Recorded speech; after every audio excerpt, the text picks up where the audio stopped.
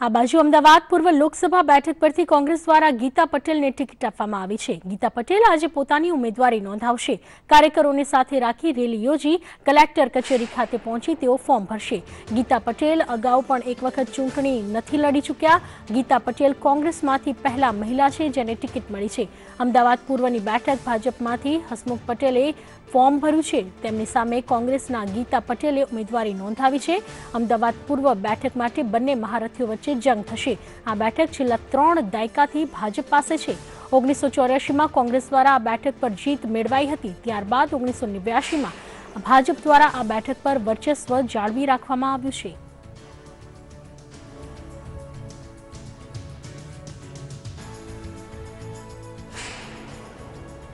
ખૂબ આનંદની વાત છે અને મારા ઉપર જે ભરોસો મૂક્યો છે એ ભરોસા ઉપર હું ખરી ઉતરીશ। બિલકુલ આના માટે બહુ જ સંઘર્ષ કરવો પડતો હોય છે, બહુ મહેનત કરવી પડતી હોય છે, ત્યારે આ જગ્યાએ તમે આ સ્ટેજે પહોંચી શકતા હોય છો।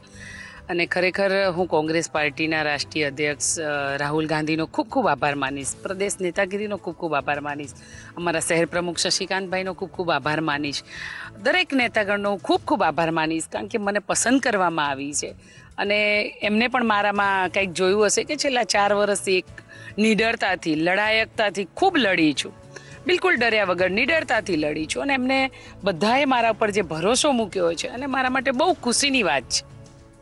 જો સમાજ માટે લડવાની વાત આવી ત્યારે સમાજ માટે નિડરતાથી લડી છું, વિશ્વાસથી લડી છું અને બિલકુલ સમાજ માટે લડી છું અને સમાજને ઘણું બધું અપાવ્યું છે।